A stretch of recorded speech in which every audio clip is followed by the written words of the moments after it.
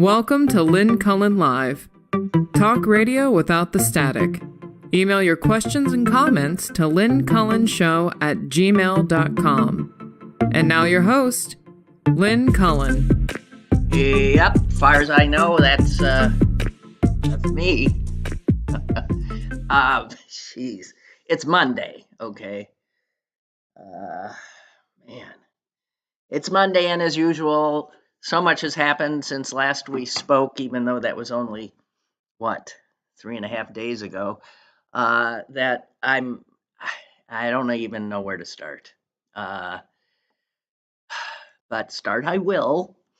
It is, it's always an easy thing to do. Give the date. It's March 25th. I don't know where to start.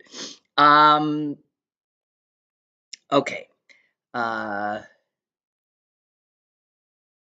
got a text from my sister. I forget what day, and she said, "You see, she was sick."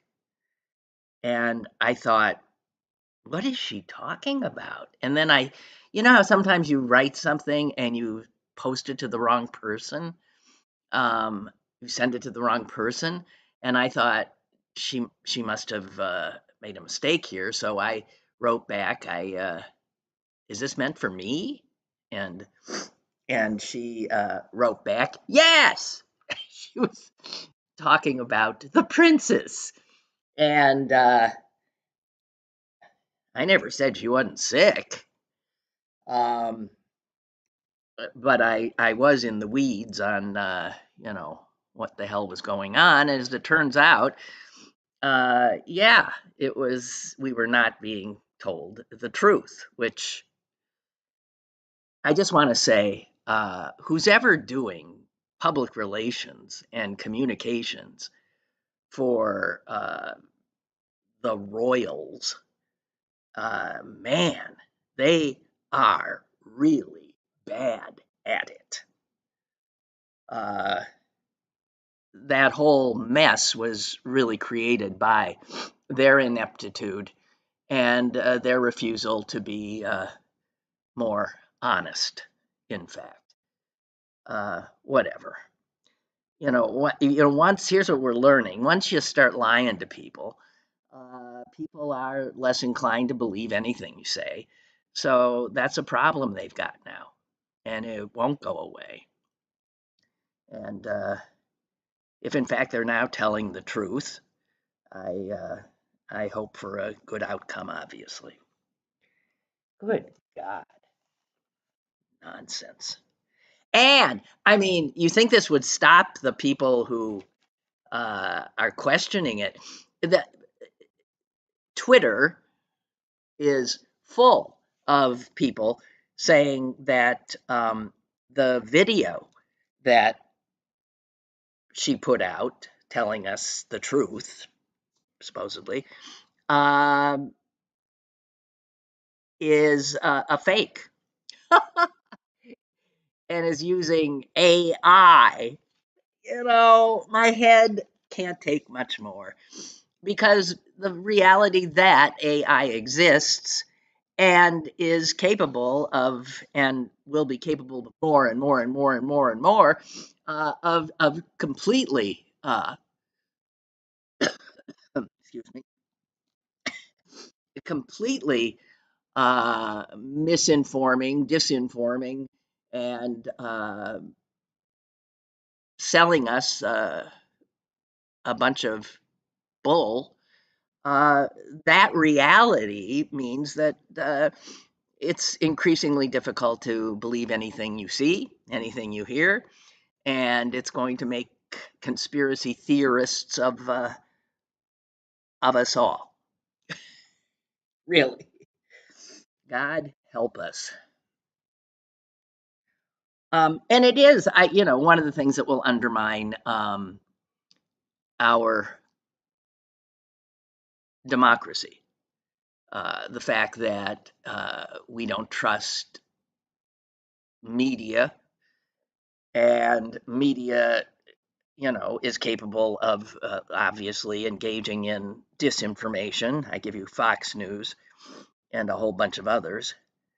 And then there's the more supposedly mainstream media, and that brings us to NBC and its hiring of Ronna McDaniel, which so far hasn't gone too well, from what I can see. I was stunned, as I'm sure many were, to see that NBC had hired this vile woman, who was a purveyor of the big lie, who did all of Trump's dirty work, just didn't do it quite like he wanted it done, which is why she's now out and available for reemployment as. And where did I see what the people at NBC, in announcing her employment, how they said what she would bring to the table, as it were. It is so much bull that you don't even know where to start. Here, I got it. This is Carrie Butoff Brown, who oversees NBC's political coverage. It could not be a more important moment to have a voice like Ronna's on the team. She will support our leading coverage by providing an insider's perspective on national politics and on the future of the Republican Party. Give me a break. Give me a break. I mean, even, and I cannot stomach Chuck Todd. And even Chuck Todd, for God's sake, has did something that almost looked courageous, I thought, yesterday after McDaniel had appeared on Meet the Press. He just flat out went after her hire, on the network itself, and I don't know that I've ever seen that before. So this is one can only imagine if a go along, get along guy like Chuck Todd ends up looking like a flamethrower at NBC, what it really is like these days at that media outlet. Good God. I mean, for a news operation to hire somebody who we know knowingly lied to the American people about the 2020 election. She was actively involved in the efforts to get her home state of Michigan not to certify the vote, and then they hire her as a. I mean, it's just it's beyond beyond belief. So it'll be interesting to see if that stands, if the internal uprising at NBC actually makes them back away from this hire. I wouldn't put any money on it. I don't know. I think last week I was saying, who are, as you watch all these Republicans fall in line, who are the Republicans who will, who are still in power, not the ones who on their way out speak truth, but the ones who still are in speaking truth. And I suggested that Lisa Murkowski might be one, and in fact, yes, she is, and has come out and said she would not support Donald Trump for president. That's courage. Why is it so many women? I'm just asking. She said, I wish I had a nominee that I could get behind. I cannot get behind Donald Trump. And she did not say no to, would you leave the Republican Party? She said, I am navigating my way through these very interesting political times. Let's just leave it at that. So I can see her jumping ship, perhaps. And also, I saw somewhere, but I don't know that I've seen anything else. It was just a mention that there is another Republican senator who has said he will not support Donald Trump as president. I don't know anything about this guy except that he's a senator from Indiana, Todd Young. And that makes him a courageous man in my book.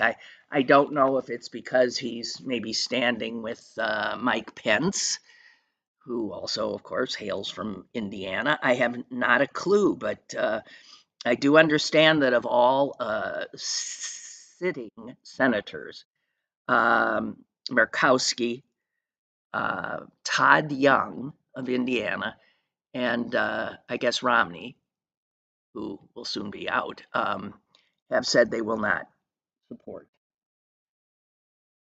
Trump.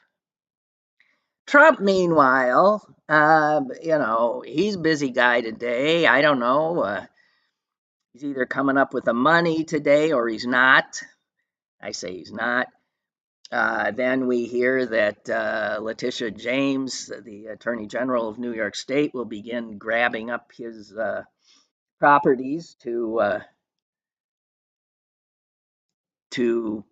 get what he is supposedly supposed to give. And you know what? Everything I read about this, how difficult it will be for her to actually get her money on a penny, makes me see that our laws, our legal system, has been so co-opted by the wealthy. The laws are made for them so that they can grift and delay and work the system. And we're seeing that over and over and over again now with Donald Trump. Things that are available to them. If any of us found ourselves on the wrong end of a judgment that had to be paid in a court case, we got to come up with the money. You see that Donald Trump can use any and every manner of delay, which he's doing again today. He's in court today, with the Stormy Daniels case. Who can even keep all of this straight?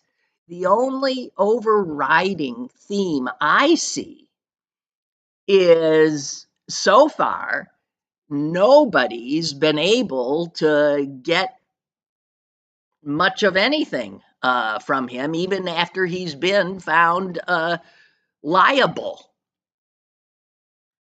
It's just maddening. There was this piece today in the New York Times talking about how difficult it would be for, let me find it. I'm sorry about rattling. For Letitia James to get anything. Let's say he doesn't come up with the money. Today's the deadline, and the appeals court that he's waiting to maybe ameliorate his the judgment for him hasn't yet come in to rescue him, although, again, I wouldn't be surprised if they did. The fact is, and I have said this before, he doesn't own much of anything. He owns parts, and he has borrowed money against all of these properties so much so that it could well be that by the time the lenders get paid off, and they're first in line before the state of New York, if James goes after, let's say, I don't know, any of them, any of these things he owns, these properties, she's not gonna. It's not like there's a bunch of cash there. The article says Trump. Here's again where this, things shouldn't be allowed to be this complicated.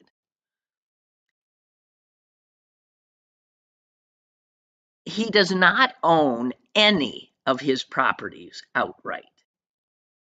Not a one. And there are as many as 500 separate entities that operate for and under the control of Donald Trump. 500. And all of this is, of course, to shelter him, to shield him, to make things so ridiculously labyrinthian and complex that it takes like 20 years to even follow the breadcrumbs. So even if James, let's say she goes after one of the properties today, as I said, the other creditors are ahead of her. So all those banks and lenders who he owes God knows how much to would get paid first. Um, and the Times goes into this thing. Some of the ownership structure of these properties that Donald Trump's name is emblazoned on, it's so complicated that it's unclear. This is the New York Times, I quote, unclear, if anything, what the court could seize. As with all things Donald Trump, it's smoke and mirrors. He's a flim-flam artist. He's just, and I keep seeing, this like the beginning of the Wizard of Oz with the guy who later becomes the wizard. The it just, I'm sorry, guys. I'm having the flim-flam artist. One of his properties, it says here, I can't even believe this. He doesn't own a thing. You keep hearing 40 Wall Street. That's the biggie.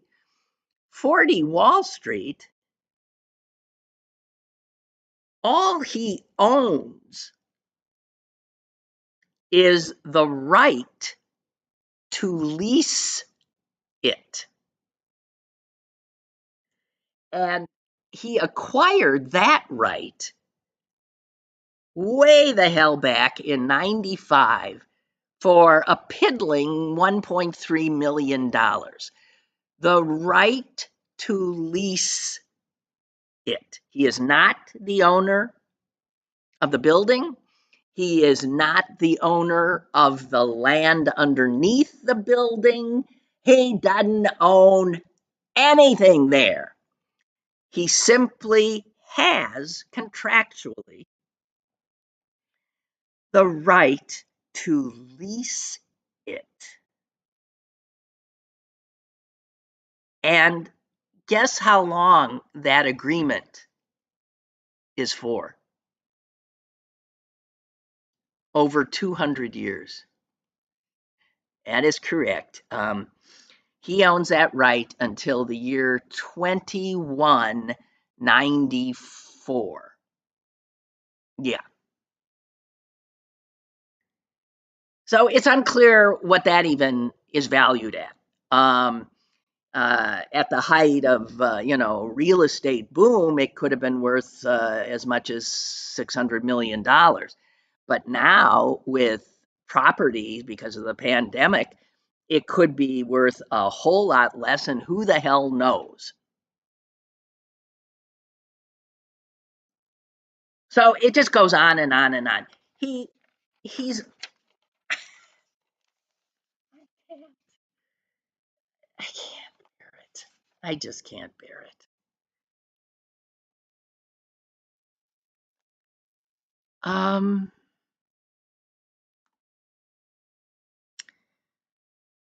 excuse me. What was the other big news? Oh man, that horrible terrorist attack in Russia.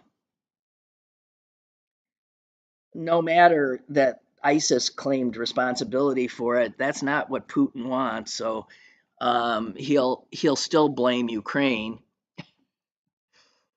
That's what's sort of neat when you sort of control everything.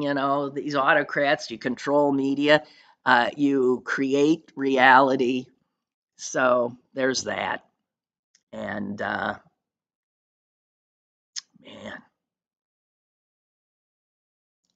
it's believed by some, never totally proven, that the way Putin came to power was by orchestrating the supposed terror attacks on Russian citizens when a bunch, I think in a few different cities, when apartment complexes where a lot of people lived were either bombed or exploded, or I can't remember how it was, but a lot of people died. And he was in a position in the government at the time to blame Chechnya because he wanted a war with Chechnya.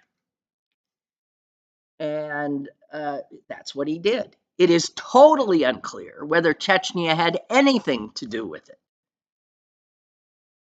But in he went, and before the dust had settled, he'd become top dog. And a lot of people, and they're not all wearing tinfoil hats, do believe that Putin was behind the terror attacks.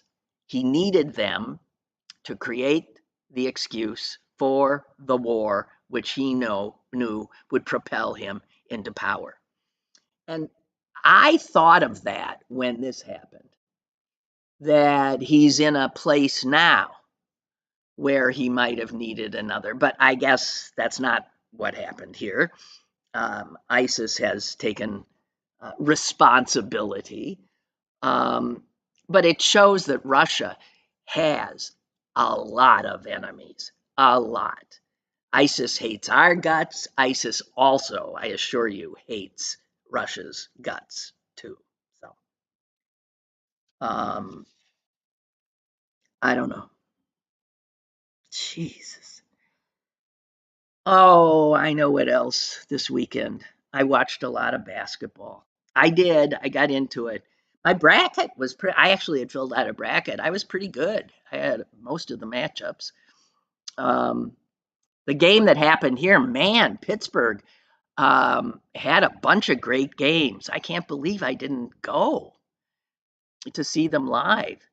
But upsets here, a lot of big upsets happening in Pittsburgh, PA, including the one that I just adored, this Oakland knocking off Kentucky, even though it screwed up my bracket. But Duquesne, well, there's no getting by Illinois. I couldn't watch it after a while. I mean, it was brutal. They were in over their heads with that one, but still a real wonderful season for them to have ended up where they were and to have knocked off a much lower seed. I mean, really well done, Dukes. Actually, I think it was the sports section of the Times that had this fascinating article about basketball in Pittsburgh. Because when I think of basketball in Pittsburgh, I think of like not much of anything, right? God knows this is a football town. It's a hockey town. It's well, once was a baseball town, but basketball, not so much. And yet there was this really fascinating history piece, and I'll share some of it with you because I always enjoy learning stuff about Pittsburgh that I didn't know. And obviously, the hook they hung this on was that Duquesne had made it to the NCAA Division I men's tournament for the first time in 47 years. And then on top of it, they were responsible for the first big upset, beating Brigham Young. And then they pointed out, and just a few blocks from Duquesne's campus in Pittsburgh, another shocker was playing out with Oakland beating Kentucky. But they go on to say that this Duquesne's presence is a reminder of what they call a Pittsburgh paradox. A city that has no professional basketball team, and in fact, the only professional basketball team we had decamped in 1970s, and yet, what the article says and then proves is Pittsburgh's basketball roots run rich and deep. So I'll just share some of what they say because much of it was news to me. It is where some of the first signs of racial integration in basketball took hold. And it's where the influence of shoe companies and high school recruiting showcases can be traced. And Pittsburgh is where a surprising number of the game's seminal figures have their origin. Pete Maravich first dribbled a basketball on the blacktops of Aliquippa. Sonny Vaccaro sized up basketball talent on Hill District courts years before he wooed Michael Jordan to Nike. And then coaches like John Calipari and George Karl and Sean Miller and Archie Miller is obviously all from Pittsburgh. And then, and this shows how much I know, the movie The Fish That Saved Pittsburgh, that's a movie I never saw. It says here it has an all-star basketball cast featuring Julius Erving, and it led a wave of basketball films in the 1980s. What did I know? So, and then they go on to talk about a guy named Cumberland Posey Jr., obviously a black man. Do you know that name? Cumberland Posey Jr. Says here, may have been the first black basketball player at Penn State. I don't know why they can't nail that down. And who later starred under an assumed name at Duquesne at the age of 28, where he's credited as being one of basketball's first long-range shooters. Cumberland Posey Jr. But his greatest impact on basketball was that he organized all-star teams that would travel to places all over, to little towns. And the reality was it allowed him and them to scout local talent, and it allowed them to be seen. It says here that Posey, who I think later ended up, I'll get this, Posey did not live long enough to see Chuck Cooper,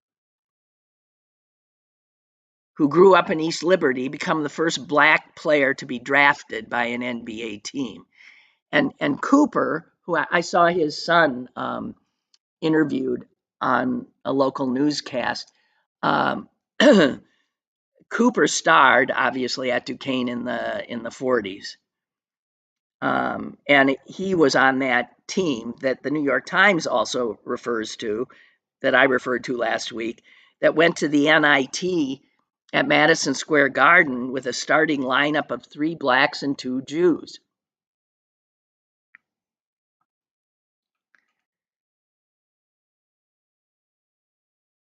So I don't know. A few other quick little things, because I find history fascinating.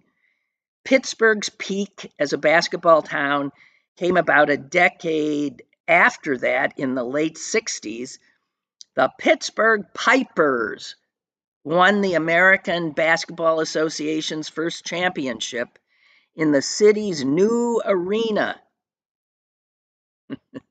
which would become known as the Igloo. And the city also became the axis of the just beginning recruiting scene because of the Dapper Dan Roundball Classic, which was a high school all-star game that had been organized by Sonny Vaccaro, which pitted Pittsburgh's best against the best prospects in the country. And it played to sellout crowds, and it allowed people looking for talent to eye what was available. And a whole bunch of future NBA stars came through the Dapper Dan Roundball Classic, including Moses Malone, Patrick Ewing, and Dominique Wilkins. I don't know. There's even more. There's about camps. There's about this, that. And by the way, back to Cumberland Posey. I love that name. Cumberland Posey Jr. Oh man, that reminds me of a Final Jeopardy question that I didn't get right that knocked off the professor from Green Bay. And the answer was, what is the Cumberland Gap? And what threw me was they said that whatever the Cumberland Gap was, it was named after one of George Washington's sons. And I thought to myself, Cumberland? That's a name of one of George Washington's sons? And now I'm looking at Cumberland Posey. So yeah, it's a name. So Cumberland Posey, who starred at Duquesne under an assumed name, it says here he also was a hell of a baseball player. He became the longtime general manager of the Homestead Grays of the Negro Leagues. And this is the biggie, I can't believe I jumped over that. Cumberland Posey Jr. is the only person enshrined in the basketball and baseball halls of fame. How cool is that? Just saying. Cumberland. Cumberland Posey.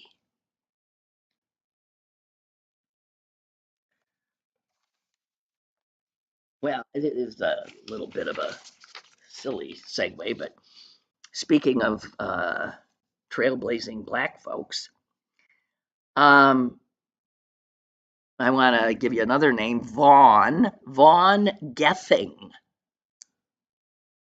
Yeah, it's not a name I'm going to remember much either, but he on Thursday became the first black person to be the head of a national government in Europe. Yep, Vaughn Gething. He was born in Zambia. He is now the head of government of Wales. Man, obviously he's got an interesting bio. Vaughn Gething. And what's fascinating is you look at the UK, right? The United Kingdom. Because for the first time, none of the four governments in the UK is led by a white man. Not a one. You got Sunak in Britain, right? He's of Indian descent. He's a brown guy. You got a guy named Humza Yousaf. Well, he's the head of Scotland, ladies and gentlemen. Doesn't sound Scots to me, but there you have it. And he's a Pakistani descent. And the head of Northern Ireland is a woman, white, Michelle O'Neill. And then you got Vaughn Gething. So you got a black, two browns, and a white female, all heading the governments of the UK. I love it. This is the kind of thing, though, that drives the right wingers, the racists, and the fearsome white folk who think they're going to be replaced. What they've got to learn is it's not replacement, it's sharing. It's called sharing. And that's very difficult for some folks, I guess. Okay. In Actually, I've got so many bits and pieces here of stuff. So you'll pardon me for seemingly jumping around. I also want to point out that another Republican congressman has said, "I'm out of here." And you see, the ones that are leaving are the ones that actually still believed in a certain amount of sobriety and seriousness of purpose, of actually intention to do the job. Whether you and I agree with their politics, they actually wanted to do the job. And they can't stand it.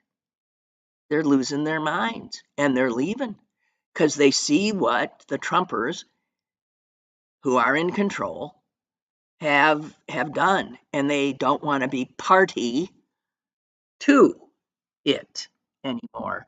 So the latest to leave is he's leaving immediately. I mean, these are people who are not saying, "I'm just not going to stand for re-election." These are people who are saying, I am so disgusted and sick of this that I'm gone. And the latest is a guy from Wisconsin named Mike Gallagher. And he's going to leave. I think he's still there, but he's going to leave next month. And that means, and I guess there won't be a special election. So they are down now, that slim Republican majority. They are down really to pretty much one vote, a one vote margin.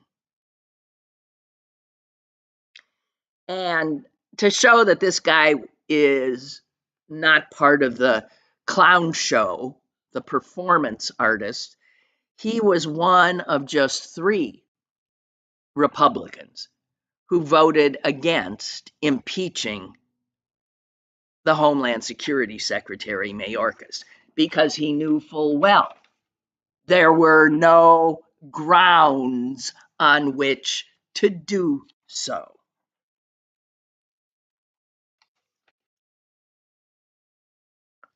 Speaking of Republicans in office, another piece was about how, since Donald Trump is making off with all the money at the RNC,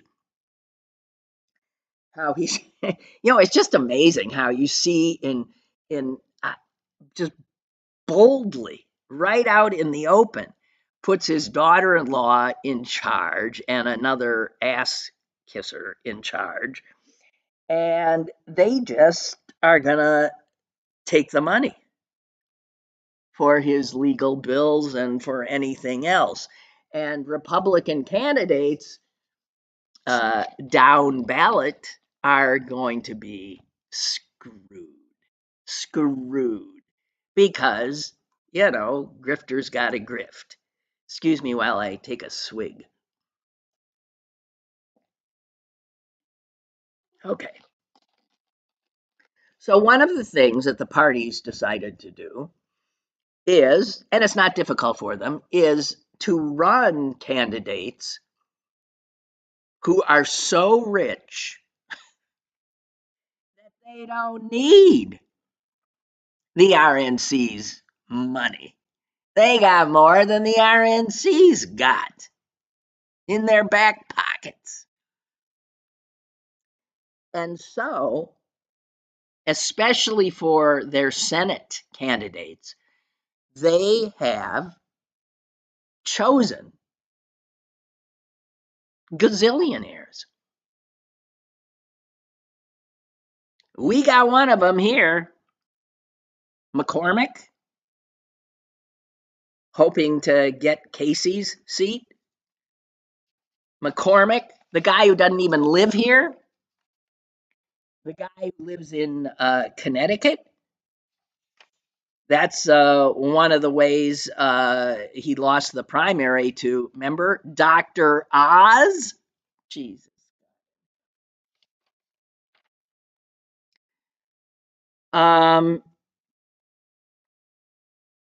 So David McCormick, man, I can't even imagine how much money that guy's got.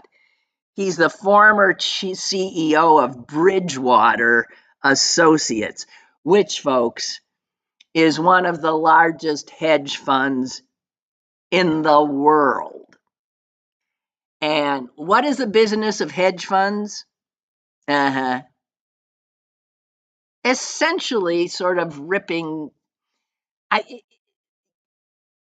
They're somewhat like bank robbers to me. It's hedge funds that are behind the selling off of newspapers, they come in and they buy an entity, and then they just rape and pillage it.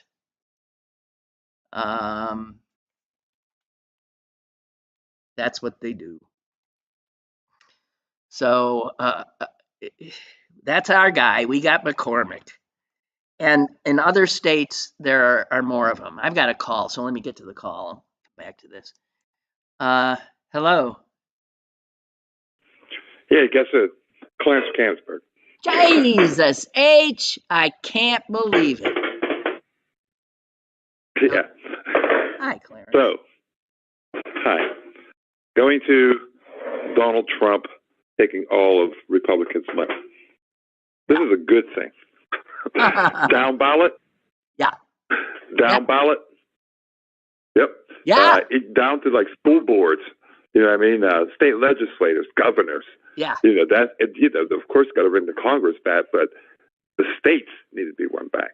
These guys can't advertise and all that kind of stuff. And a lot, you know, though it seems they're not going to have the door knockers, the people on the street.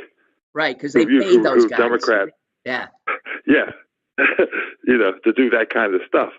And so even printing, you know, because we could probably determine where the money is about how many yard signs you see out for a guy. You know, because that's they need that state money. I mean that GOP cash. Yeah. I was like, yeah, take all the money, Don. Take all the money. And when it comes to, you know, earlier I tried to call and you didn't catch it. Yeah. His properties that he doesn't own. He has the leases and name. He still loses those. And if he doesn't make it up, doesn't care how many years it takes, he doesn't make up $500 million. You know, they'll start, you know, garnishing his paycheck. He can't, you know, until that money's paid off, and it's always collecting interest. Yes. He can't. He won't be able to do anything. He'll have to like put it in Ivanka's name or something like that, or you know, when his business is going. What's his youngest son's name? Barron. It's going to be Barron Trump. Barron. Oh yeah. He can't. Yeah. So, well, that's you know, I think after he loses his election, what's her name? His newest wife, Ivana. What's her name? Melania. Melania. She'll take him for everything. Yeah. Right. Whatever he has left. I'm telling you, right now, she's like really, really concerned. It's like, I say these documents, you know, this, that, the other thing, and he's not going to have anything for her to take. Mm-hmm. Her pockets are going to be barren. Yeah, that's yeah, because that, you know, because I watch on YouTube. I don't know if you ever heard of these people, Midas Touch Network. Oh yeah. So you know, every day I watch my man Michael Popak is my new favorite guy on the planet. one of those guys. This is, you know, his knowledge and his delivery of, you know, the information. You know, I watch him every day, and it's kind of him and the other two. Like, you know, that's what I've been doing a lot of, just watching a bunch of lawyers, and so yeah, and I think that's what, like, you know, the way they talk the law, but they tell you they're not going to be able to do it overnight. It's going to take them a long time to get this money. Oh my God! But he's not going to be able to do anything. And his new thing with his they call it a SPAC. Listen to me, a SPAC. You know, with Truth Social. You know, it's going public today. Oh yeah, yeah. Yeah, and he's supposed to be. You know, they were expecting him to get billions of dollars, but you know, from that, the sell of that, but he can't touch it for like 6 months or something like that. But the stock is starting to, you know, it dropped on Friday for that SPAC and all that kind of. So he might even have any money coming from that. You know. But that is an effort of this other guy, I forget his name, to save him a little bit. Whoever has Digital World Acquisition Corp has you know, come in to the rescue of Truth Social and the Trump Media and Technology Group, which now has a market value of around $5 billion. But again, it's all on paper. It's just it's all on paper. The Truth Social, I think, what they say, they were like $50 million loss last year. Yeah, no, they said it was like $1 million, like a $50 million loss.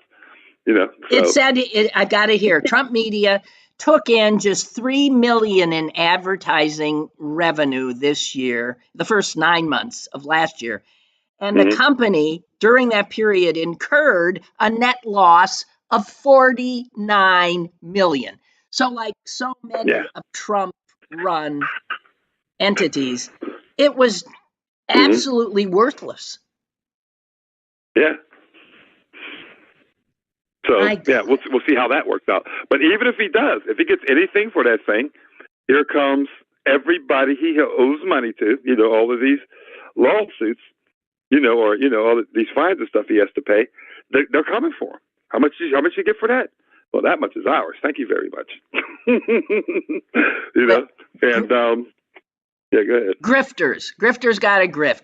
So there's something called the Trump 47 Committee, and they're all about getting money for him too. And they've sent out an invitation to a big dinner next month in Palm Beach, where top donors are asked to donate up to $814,000 a person to attend. Wow. they're gonna get served Big Macs and fries. Oh, for $840,000. Man. Well, that'll be, they'll probably have to pay rent to, to New York, to James. This is ours now, so you come in. But yeah, it's I was gonna say, because I can say it's unbelievable, but their fundraising is going down because a lot of big donors aren't giving them money. They're getting most of the grifts from, Joe Sixpack and Jane. I don't know what is Joe Sixpack and what would the Jane be? Jane Big Hair. I don't know. Well, they drink beer too, the ladies. Yeah, okay, but then Joe Sixpack. What I don't know. You forgot what you were even going to say. That was funny. Yeah. Yeah, but that's what they're getting. That's where they're getting a lot of their money from. They send out tons of emails asking for donations. How much though can these James names? How much can these regular guys who are willing to give him all this money?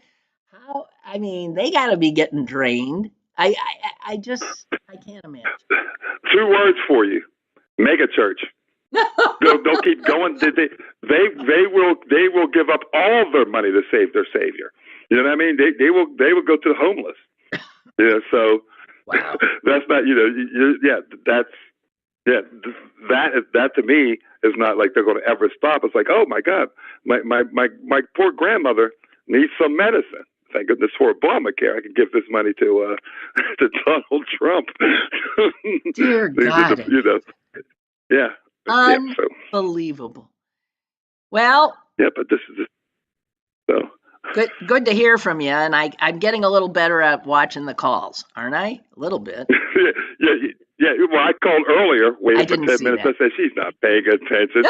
So I said, I just hung up, washed the dishes. Oh, God. I'm doing my best. Call back. Yeah. It used to take a lot of, more than one person to do this damn idiotic show. And, yeah, I'm doing my best. Yeah, I'm understanding. You know what I mean? I said, well, she's not looking, so I'll just call back later. So yeah, I'm not so big. It's no biggie. Okay. I always tell people, stop trying to live in a utopia, and you won't be as miserable, because it just doesn't happen. Ain't that the truth? This is my call. Ain't that wise words, Clarence? Thank you. Good to hear from you. Okay, bye. Thank you. Talk to you later. Bye. Okay, bye. Oh my. Well, that's good. That's good. Geez, time's wasting here. Just again, with McCormick is our guy. There are people, these gazillionaires running to unseat Tammy Baldwin in Wisconsin, to take, the West Virginia's gone, to get rid of John Tester in Montana, and they're going after Sherrod Brown, of course, in Ohio, and that's the guy, Trump's guy. His name is, I think, Marino, who just won that primary, and he's always referred to as like a former car dealer or something.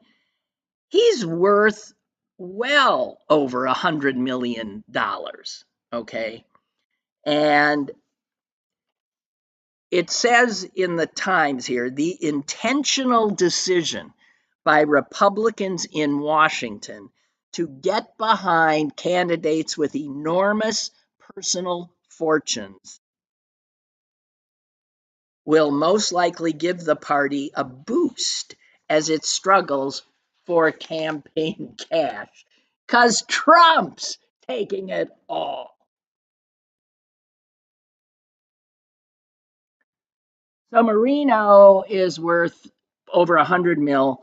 Sherrod Brown, who he's running against, is worth $263,000. Has to be the poorest senator, because the Senate's full of rich people. Has to be the poorest senator. And I would think for Sherrod Brown that can be helpful, even though Ohio has just turned into a blazing red state.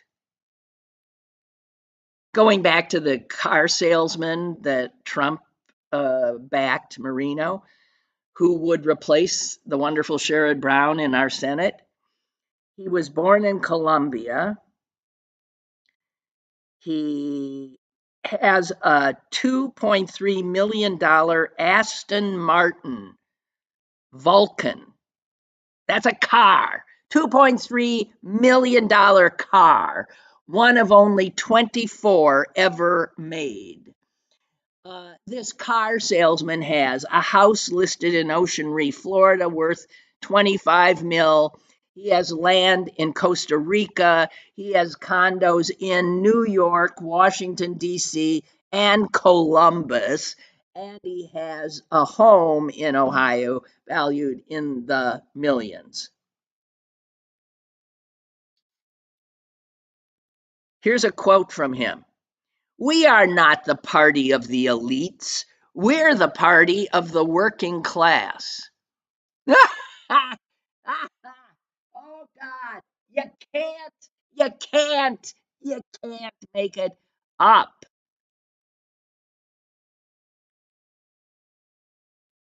God.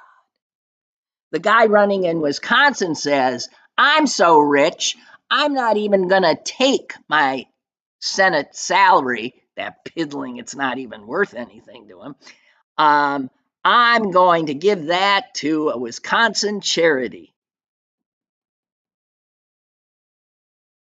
Wow. He's the chief executive of SunWest Bank, which is worth $3 billion. Never mind that he really doesn't live in Wisconsin, sort of like David McCormick doesn't live in Pennsylvania. He has a home in Madison, Wisconsin, but he spends almost all his time in Orange County, California, or where SunWest Bank is based in Utah. And you can't make it up. Oh, he also has a $7 million home in Laguna Beach. I mean, there's all these things and places he has, but he has a little place, I'm sure, in Madison. And so he can buy, he thinks, a seat to the Senate. Oh God, guys, it's going to be very hard to hang on to the Senate and to see that some of these SOBs, these entitled, despicable SOBs who will serve at the behest of the ultra wealthy, which is going on enough already, right? My God. So there's that. Geez, I had some obits and now I don't have time. That's okay. I'll save them for tomorrow. And I'll look forward to that. Okay. Nothing like an obituary to get me in a good mood. All right, guys, I guess that's it. I wish you a good day, a warming, sunny day. Enjoy it. And I will, promise, talk to you tomorrow, I think. Lynn Cullen Live, Monday through Thursday from 10 a.m. to 11 a.m. and archived at pghcitypaper.com. The opinions expressed on Lynn Cullen Live are those of the host and do not necessarily reflect the viewpoints of Pittsburgh City Paper or its advertisers.